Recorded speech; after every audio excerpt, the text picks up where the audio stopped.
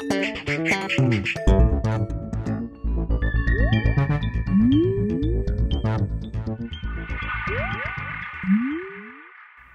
everyone and welcome to The Vortex, where lies and falsehoods are trapped and exposed. I'm Michael Voris. A little over 2 years ago, we produced a Vortex episode that has to date received 2.5 million downloads.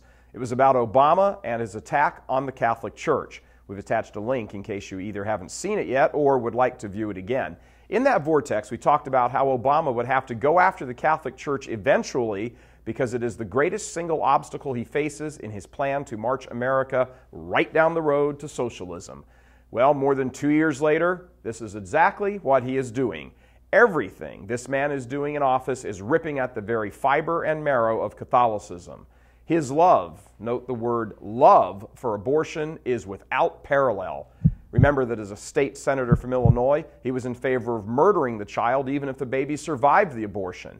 He has violated the U.S. Constitution in trying to override the legislative will of individual states, like New Hampshire, by continuing to direct funds to Planned Parenthood even after the states have choked it off.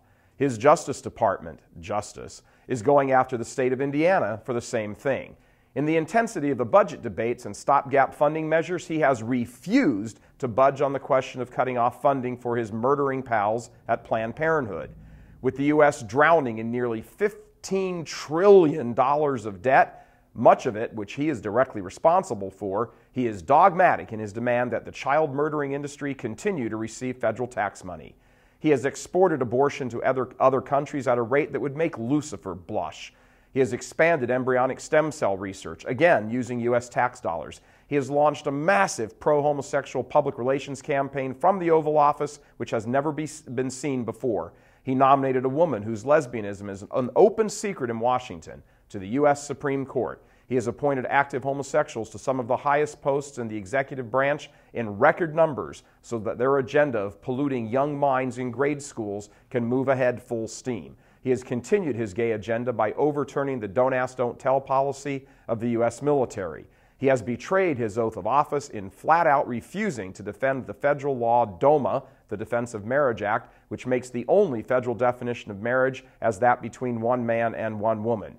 He has refused to allow Catholic hospitals and universities and other institutions to opt out of the health care law's mandate to provide contraception and abortion referrals to employees and students. The Conscience Clause, it's called.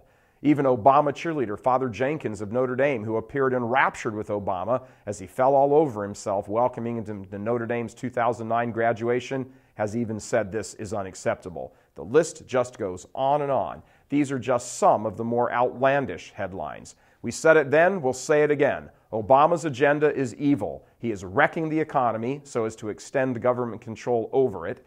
This is causing massive social upheaval in households that simply cannot make it anymore. To screw around with people's ability to make a living and provide for their families, thus depriving them of the fruits of their labor either through horrendous monetary and economic policies or immoral taxation, is both evil and flies in the face of Catholic social teaching. To promote the killing of the unborn and force people to pay for it through their taxes is a double evil.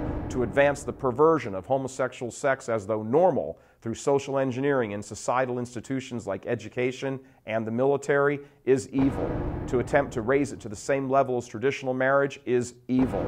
But none of this can possibly come as a surprise. His slithering, evil-inspired answers, like when human life begins being above my pay grade, said everything the discerning Catholic needed to know.